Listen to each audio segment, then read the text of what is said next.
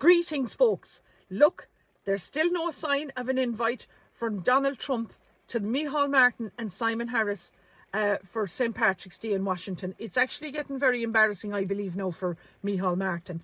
But look, I'm asking the question, is there any true Irish man or true Irish woman in this country left fit enough to go to Washington to represent us true Irish people? Because we certainly don't have them in this Irish cobbled together government. I believe that Donald Trump is keeping a very silent eye on Ireland and Europe. Look, last night, Donald Trump announced a £24 billion threat to England's economy, where they would be at risk of £24 billion blow to the English economy after Donald Trump is saying that he's going to vote to impose reciprocal tariffs to England. Now, if this happens, it's going to be detrimental for Ireland, because the old cry was, if England sneezes, we get the flu, might come back to haunt us. Look, serious questions now need to be answered, and people in the Department of Arts now need to be brought to justice for this overspend of €6 million for a failed IT system where there was a budget given of €3 million.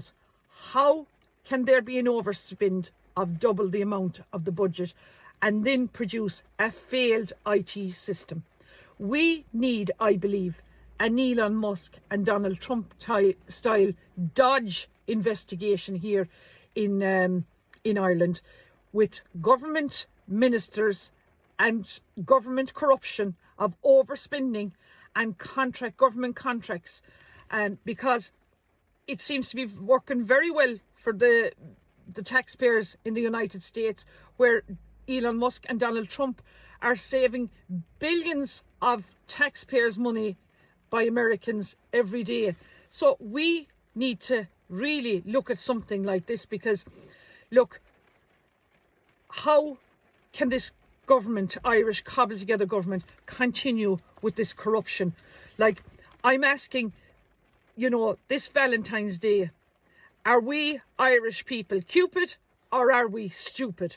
Because, when we see that millions of euros now of you, the Irish tax people's money, is lacking transparency around the return bottle scheme, where's all the Irish taxpayers' money gone?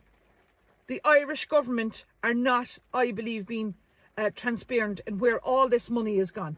Look, also another question we need to be asking, why did the government insist in buying a brand new government jet for €53 million of you, the Irish taxpayers' money, on a brand new government jet when a second-hand jet would have done them fine? Look, the question now needs to be asked, who in the government signed off in this contract to buy the government jet? Who got the contract? And had this person who signed the contract, or the person who sold the jet to the government, had any political connections? I believe now Ireland is turning into one of the most corrupt countries in the world. When you see citizen journalist Philip Dwyer, who is, a citizen journalist for the Irish people, was convicted for failing to breach a Section 8 Public Order Act, which I believe Philip Dwyer is appealing this, and rightly so, because he believes he did nothing wrong.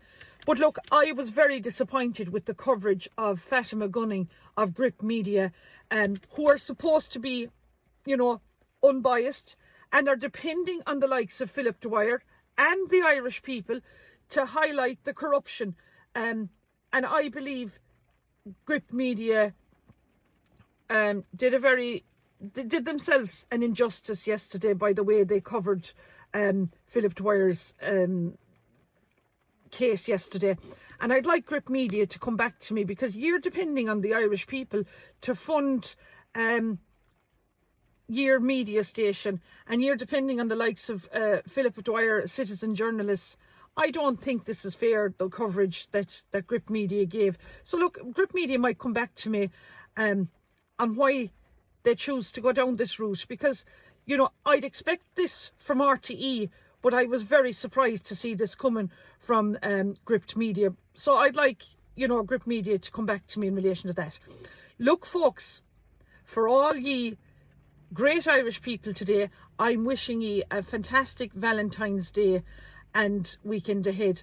And look, I'm still on a mission, folks, to find out where my votes are gone. I was on to the department in the Oireachtas and they said that all the mark registers are ready now and they're just to decide what fees now we need to pay. So they said I'll have them hopefully now any day soon. So I'll keep you updated on that.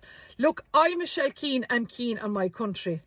And let's make Ireland great again. Gora Míle Maith Agaibh.